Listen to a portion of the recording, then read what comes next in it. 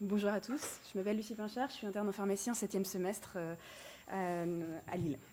Donc en effet, je vais vous présenter un travail réalisé au centre hospitalier de Valenciennes sur l'implication des préparateurs en pharmacie dans le bon usage des dispositifs médicaux, et avec notamment l'exemple des formations à la nouvelle norme ENFIT.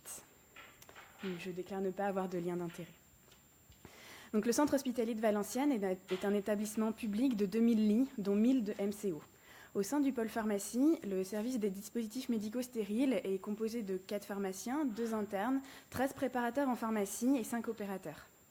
La mission principale du service est la sécurisation du circuit DDM et qui s'organise en 2 parties. Donc, dans un premier temps, il y a la logistique avec la gestion des stocks dans les services, ainsi que la gestion des ruptures, des reliquats et des périmés. Ces missions sont actuellement gérées directement dans les 90 services pris en charge par les pharmacies et notamment par les préparateurs. Dans un deuxième temps, la sécurisation passe par le bon usage à la pharmacie clinique. Cela prend une place de plus en plus importante dans le service, nécessitant des ressources croissantes.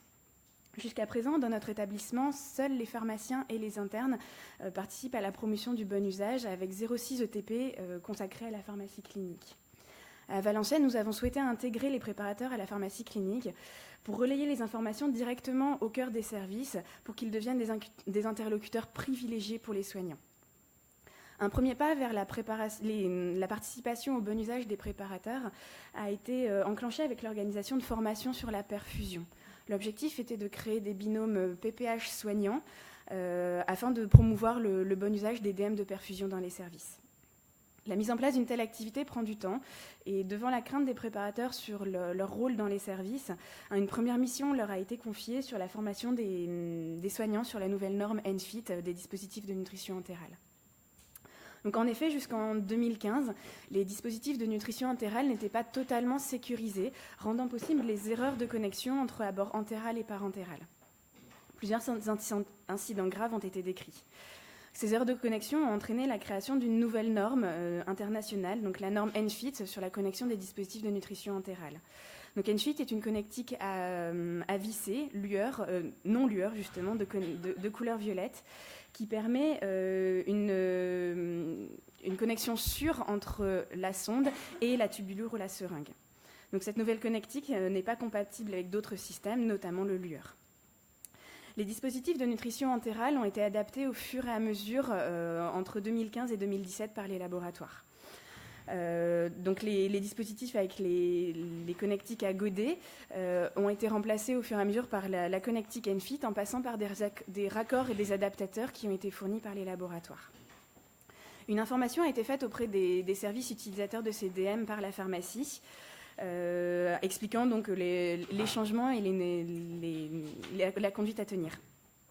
Cependant, la cohabitation entre l'ancien et le nouveau système a entraîné des confusions auprès des soignants. Nous nous sommes rendus compte que des difficultés et des mésusages pouvaient arriver et notamment des complications pour le patient. Donc l'objectif de ce travail était de former les soignants à la nouvelle connectique ENFIT par l'intermédiaire des PPH afin de limiter le risque de mésusage. Donc en mai 2017, les PPH ont été formés par les pharmaciens sur les nouveaux dispositifs à utiliser sur la nouvelle norme ENFIT. Des entretiens individuels ont également été organisés pour leur permettre de s'entraîner et avant de se lancer dans les services. Une procédure a été rédigée afin de les accompagner dans leur démarche avec les services et les accompagner dans la traçabilité de leur intervention. Et également, un kit de formation avec les dispositifs nécessaires pour une démonstration a été réalisé. Enfin, un planning de formation a été établi avec pour objectif de finir les formations pour fin septembre 2017. Donc au final, 9 préparateurs ont participé à ces formations dans les différents services où ils sont référents. Elles ont été organisées lors des transmissions infirmières sur une durée d'environ 15 minutes. En octobre 2017, 52 formations avaient été réalisées auprès de 176 IDE dans 93% des services ayant en dotation les dispositifs de nutrition entérale. Au total, cela représente 13 heures de formation. En peu de temps, donc, l'information a été diffusée au cœur des services. Ces interventions ont permis des échanges entre professionnels sur les problématiques des utilisateurs. Et notamment, les PPH nous ont rapporté plusieurs difficultés rencontrées par les services. Nous avons notamment pu observer, à cause de la méconnaissance du matériel, il y a eu le désondage de 2 patients. En effet, les soignants ne connaissant pas la nouvelle connectique ont pensé que les sondes étaient défectueuses. Il y a également eu des connectiques qui ont été forcées pour essayer de les rendre adaptables entre elles, ou alors les seringues à gavage les godets des seringues à gavage ont été coupés pour essayer de les rendre compatibles avec la connectique Enfit. Il y a également des mésusages qui ont été observés dans les services, donc notamment l'utilisation de sondes d'aspiration en PVC pour la nutrition au long cours, mais également l'utilisation de sondes lestées dans de mauvaises indications, ou encore des problèmes pour l'administration des médicaments pilés, avec notamment l'absence d'arrêt de la nutrition pendant l'administration des médicaments, l'absence de rinçage avant-après l'administration, ou encore la réutilisation des seringues à gavage sur une même journée pour un même patient. Donc ces observations nous ont permis de mettre en place différents axes d'amélioration, notamment pour éviter l'utilisation des sondes en PVC. Nous avons revu le référencement des sondes de nutrition entérale à l'hôpital, notamment en ajoutant au livret des sondes avec guide pour faciliter la pose des sondes en polyuréthane. Là, il y a également, nous avons revu toutes les dotations des services utilisant les dispositifs de nutrition entérale.